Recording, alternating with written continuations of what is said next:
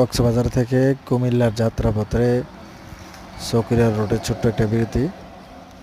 বিরতির মাঝে আমি আর আমার বন্ধু দেলোয়ার আমরা এখানে একটা শাল গাছের প্রাকৃতিক পরিবেশ দেখতেছি।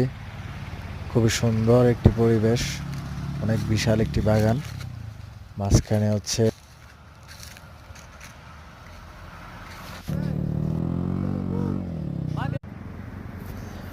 আমরা আমাদের সকল বন্ধুদের নিয়ে আমরা কক্সবাজার থেকে, এটা হচ্ছে হিমছড়ি রোডে মাঝপথে সাগর পথে একটা বিরতি।